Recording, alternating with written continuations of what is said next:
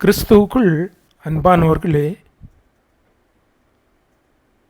உங்கள் யாவருக்கும் இந்த வாரத்தின் புதிய காலையிலே வாழ்த்துதல்களை தெரிவித்துக் கொள்கிறேன்.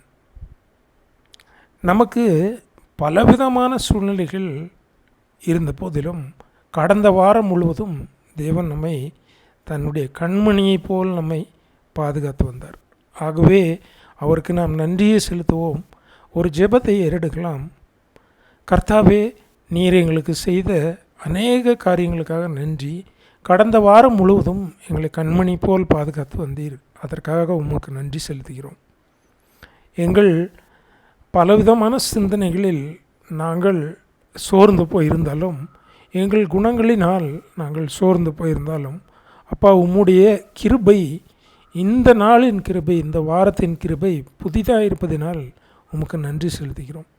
எங்கள் குற்றங்கள் யாவற்றையும் எங்களுக்கு மன்னிக்கிற தேவனாக இருக்கிறீர். எங்கள் குற்றத்தை கொஞ்சம் கூட நீர் மனதில் நினைக்கிறவராய் இல்லாமல் எங்களை அன்பு செலுத்துகிறவராக இருக்கிறீர். அதற்காக நன்றி செலுத்துகிறோம். நீர் எங்களோடு இருப்பதற்காக அப்பா உம்மை துதிக்கிறோம், உம்மை ஸ்தோத்தரிக்கிறோம். நீரே எங்கள் தேவாதி தேவனாக இருக்கிறபடினால் உம்மை துதிக்கிறோம், உம்மை ஸ்தோத்தரிக்கிறோம். இந்த நாளிற்கான வார்த்தை, இந்த வாரத்திற்கான வார்த்தையை நீர் கொடுக்க போவதற்காக நன்றி. நீரே அதை ஆசீர்வதித்து தரும். இயேசுவின் மூலம் ஜெபங்களும் ஜீவனுள்ள நல்ல பிதாவே, ஆமீன்.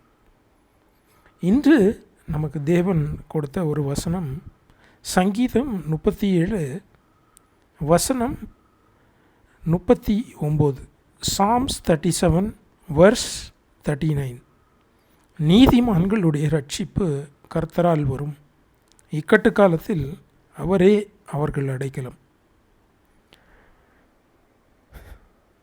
பல நேரங்களில் நாம் சிந்தித்து கொண்டிருப்பது நமக்கு தெரிந்த காரியங்கள், பழைய காரியங்கள், நடந்து முடிந்த காரியங்கள். இவை எல்லாவற்றையும் நமது மனதில் நாம் நினைத்து நினைத்து நினைத்து நினைத்து பார்த்து கொண்டிருக்கிறோம்.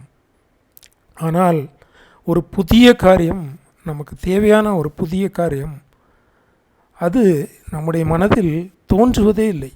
நம்மால் அதை உண்டாக்க கொஞ்சம் கூட முடியாது. நம்முடைய மனத்தில் அவைகள் தோன்றப்படுவதும் இல்லை. தேவன் மாத்திரமே அதை செய்ய வல்லவராக இருக்கிறார்.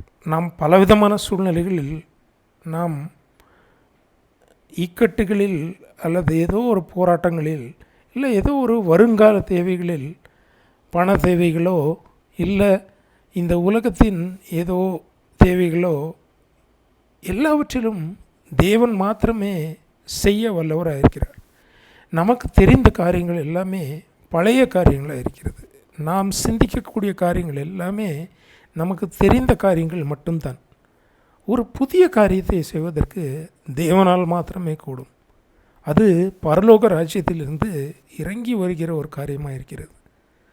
ஆகவே நாம் நம்முடைய சுய எண்ணங்களை விட்டுவிட்டு தேவன் நமக்கு என்ன செய்ய வேண்டும் என்று அவரை நாம் வேண்டிக் கொள்ள வேண்டும். அப்பொழுது அவர் நமக்கு அதை செய்ய வல்லவராக இருக்கிறார். இந்த வசனம் சொல்லுகிற பிரகாரமாகவே நீதிமான்களுடைய ரட்சிப்பு கர்த்தரால் வரும்.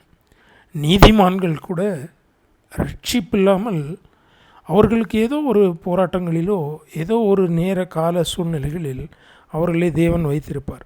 ஆனால் அவர்களுடைய ரட்சிப்பு கர்த்தரால் வரும் என்று சொல்கிறார். அவர்களுடைய இக்கட்டு காலத்தில் அவர்தான் துணையாக இருக்கிறார். அவர் மிகுந்த அடைக்கலத்தை அவர் கொடுக்கிறவராக இருக்கிறார். ஆகவே நாம் அவரை சார்ந்து இருக்க பழக வேண்டும். நம்முடைய எண்ணங்களில் நமக்கு தெரிந்த மனிதர்களையோ இல்லை என்றால் நமக்கு தெரிந்த காரியங்களையோ நம்முடைய பழைய ஹிஸ்டரியையோ நினைத்து நினைத்து நினைத்து நமக்கு தெரிந்த காரியங்களை கொண்டு வரப்போரிய புதிய காரியங்களை தடை செய்யக்கூடிய ஜனங்களாக நாம் இருக்கக்கூடாது. புதிய காரியங்கள் தேவன் நமக்காக அற்புதமாய் செய்கிறவராக இருக்கிறார். ஏனென்றால் ஒவ்வொரு அற்புதமும் ஒவ்வொரு மிராக்கிளும் தேவன் பரலோகத்திலிருந்து கொடுக்க வல்லவராக இருக்கிறார். ஆகவே நாம் அவருடைய கரத்தை, அவருடைய சிந்தனையை நாம் அறிந்து அவரை நோக்கி சார்ந்திருப்போம். அப்பொழுது இந்த வருங்காலங்களில் தேவன் நம்மை நடத்த வல்லவராக இருக்கிறார். நம் குடும்ப தேவைகள், நம் வீட்டின் தேவைகள், நம் தேவைகள் அநேகமாக இருக்கும். நம்முடைய தேவைகள் தேவன் அறிந்திருக்கிறார். ஆகவே அவரை சார்ந்திருக்க பழகுவோம், அவரை நோக்கி இருக்க பழகுவோம். நமக்கு தெரிந்த மனிதர்களையோ அல்ல நமக்கு தெரிந்த காரியங்களையோ சிந்தித்து வீணடிக்காமல் நேரத்தை நாம் பிரயோஜனமாய் செலவழித்து நாம் செய்ய வேண்டிய கடமைகளை நாம் முழு பலத்துடன் நாம் செய்ய நம்மை நாமே அர்ப்பணிப்போம். தேவனுக்கு முன்பாக சுறுசுறுப்பாக இருக்க கடவோம். Let us be energetic in Lord rather than keep on thinking about something which we do not know. கர்த்தர் தாமே நம்மை ஆசீர்வதிப்பாராக.